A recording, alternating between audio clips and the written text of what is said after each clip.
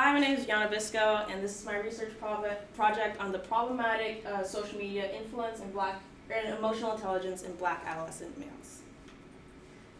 This is a quick table of contents. First, I'll go through my pre-study, why this topic, the gap, the research question, and my hypothesis. Then I'll get through my sampling, questionnaire, and qualitative analysis, and I'll move on to my research results and findings. And lastly, I'll close with implications and limitations. So why this topic? About 8 months ago, Andrew Tate, this man over here, and Myron Gaines were all over my For You page. They're spewing gender vitriol. They're bragging about beating women. They're being transphobic and homophobic, and it was upsetting. And I also noticed that my brothers and my friends were also making these types of comments and jokes. So I decided to investigate it. Situating my gap, looking at problematic social media usage, a lot of the research on problematic social media falls within the excessive usage of social media, which is debilitating to mental health and well-being. Anxiety, depression, eating disorders all fall under this category. But the gap in this section is the problematic content being spread, specifically toxic masculinity. There has been research done on the circulation of problematic content or negative content, but not within the context of toxic masculinity, and also not necessarily identifying what type of content is being spread. For emotional intelligence, within the context of my research, it's been negatively associated with mental health, behavioral issues, violence, bullying, and also PSMU. Black adolescent males, there's been such little done, but of the little done, there's been research on negative socialization, as well as the stigmas against being vulnerable as a Black person in such an oppressive society. And the gap in this section would be Black EI. EI has seldom been associated with Black people and less Black boys. So that brings me to my research question. To what extent is there a relationship between problematic social media influence and emotional intelligence in Black adolescent males? My hypothesis for this question is that the more problematic content one views on social media, the lower one's EI, which is a negative relationship. If you see this check mark, that means the result I found proved my hypothesis, and if you see this X, it means it disproved. So going through my sampling, I chose the snowball sampling method, one because it protects the respondent's identity, as well as because it allowed me to infiltrate a population that was very hard to reach. This is a very, very small population of Black boys at this school. So this method, through peer recruitment, allowed me to reach beyond TCS, essentially. So I got one person from the Uber survey, and then I also I encouraged him to share with his peers. I emailed BSA, I posted on my social media and my peers' social media. I also put QR codes in the library and male identifying houses. I got 28 total respondents, and I deemed 6 ineligible. Some did not complete the survey, some did not consent, and one white boy told me that he completed the survey as a favor to me. I was able to identify his timestamp and delete his data. I got 22 total respondents. So I used Google Forms for my questionnaire. I asked the respondents to identify their racial identity and their age. Here are the stats for that. 3/4 of the respondents were Black only, and Black and other. It's notable to mention that they could be considered as mixed, and therefore could potentially have a lighter skin tone, although I don't know.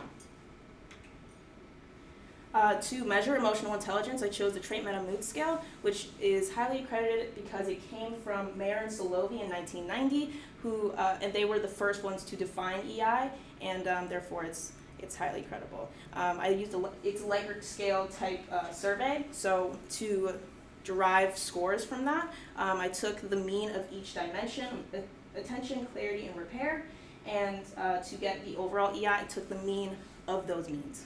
For measuring social media usage, I used Pew Research's top-line questionnaire teen survey. They are also a very credible institution, and there was 6 total questions. 2 were removed because I did not feel that they were relevant to the scope of my research, and 2 were modified for simplicity, giving me 4 in total. For measuring social media content, it was very difficult. There was no previous framework to assist me other than like content analysis, which I did not think I could do within this time frame, especially considering how many variables I had to attend to. So I created something called the problematic viewership mean.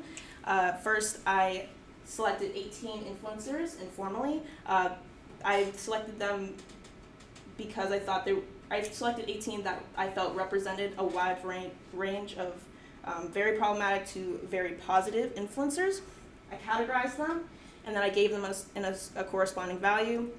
This value corresponds to how EI is measured. The lower your EI, the lower the PVM, the lower your score, if that makes sense. The influencers you see highlighted here were the top influencers that the respondents selected, whom which they followed or viewed. As you can see, Andrew Tate was one of those. So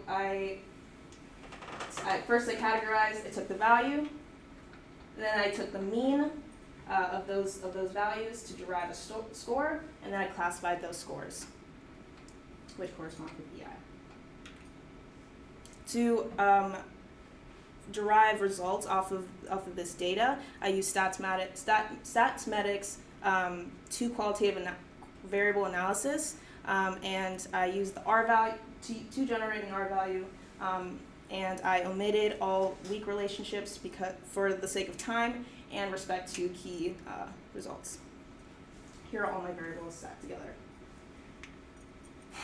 My first finding was that Black only respondents actually scored higher than Black and other respondents. This was surprising just because the little research done on race, emotions, and behavior suggested that the dominant negative discourse surrounding people of darker skin tones have a higher probability to not being able to express their emotions just because of the social pressures that were inflicted on them, which is interesting. My second finding was that I found that the more platforms a young black boy uses, the more problematic the content viewed. This was the strongest relationship that I found across all of my results, and I thought that it was worth stating just because it kind of fits as the other half of my previous finding. This finding supports the studies done that actually state that social media companies promote and create an algorithm that generates content to invoke strong reactions on purpose, and those strong reactions are often anger and disagreement, so that you can interact with the content, the platform, more often. My third finding was that I found two opposing relationships. One was negative between overall EI and PVM. The better your EI, the more problematic viewership you have, which was confusing. And then I also found that the better emotional clarity, or the better black boys are able to discriminate among emotional states, the less problematic their viewership was. So the only conclusion I could derive from this result was that age may just be an influential factor in predicting EI, which supports previous research on age and EI's very strong positive relationship. My fourth finding was the hardest to wrap my head around. So black and other respondents had a negative moderate relationship between overall EI, attention, and repair. This means that the better that they scored on these levels of EI, the more problematic their viewership was, evidenced by their inflammatory PBM average. Conversely, Black and only respondents actually who could discriminate among their emotional states better had a lower chance of encountering problematic content, evidenced by their non-problematic PBM average. Looking at the findings of this, the only conclusion I could derive was that I noticed that scholars had a strongly associated emotional repair and clarity with resilience. It indicates adjustment skills. So it could mean that resilience mediates clarity, repair, and in PBM.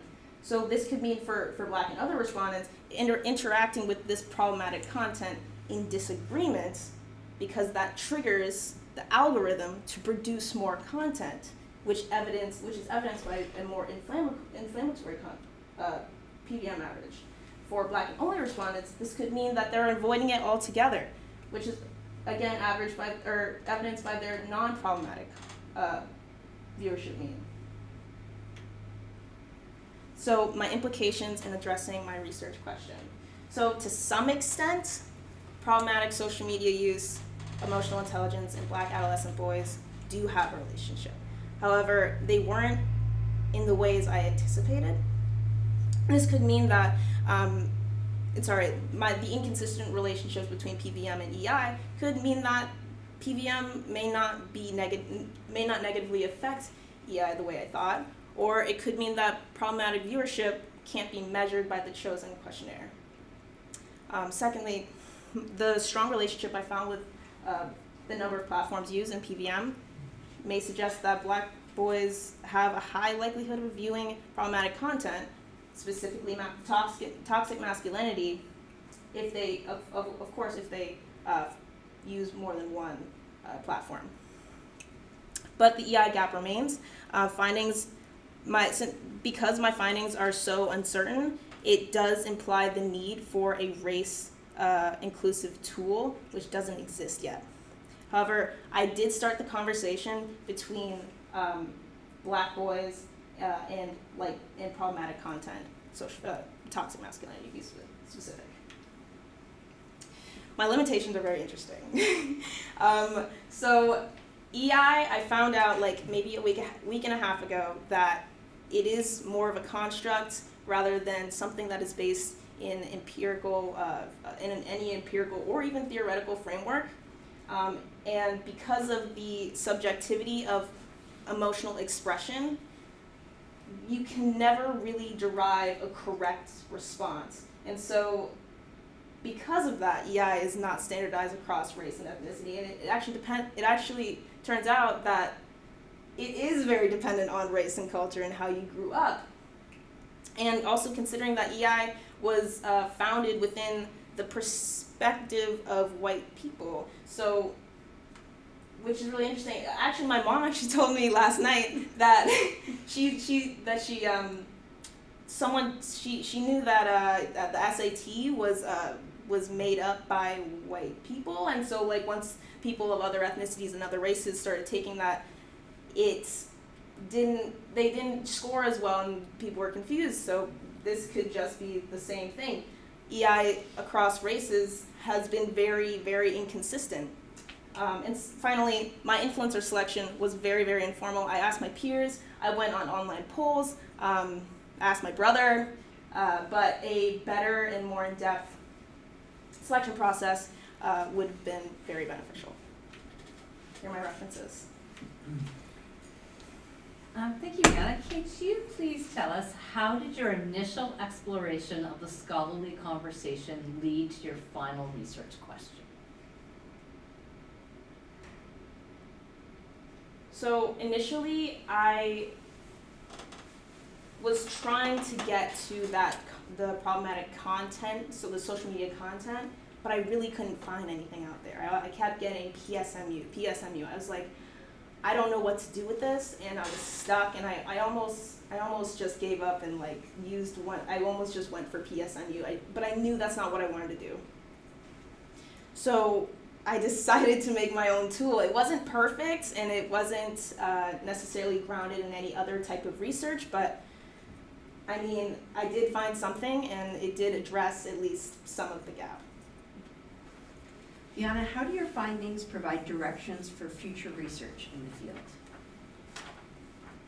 So, future research could absolutely benefit from what I've presented here today, just because, yes, I found a relationship between number of platforms used in PVM, but there still needs to be, someone still needs to address how EI can be measured across different races, and I have no clue how that could be done, and considering that it's such, it yields such an, it doesn't yield a global score, EI, meaning you can't really address all emotions, because it's impossible, as I know, but self-reported EI could be worked upon in terms of race.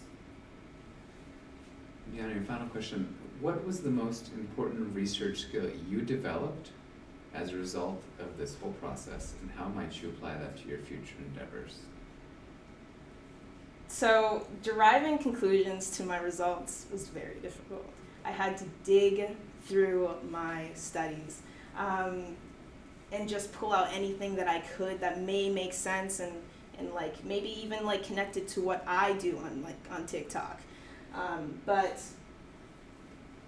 I think that really actually connects to what I actually want to do in the future, which is mechanical engineering. And I think because the aspect of mechanical engineering that I want to major in is really based on solving problems that no one knows the answer to yet. So really digging in and like pulling back the layers, maybe that is the thing I took away from this course. Thank you. Thank you so much, Viana.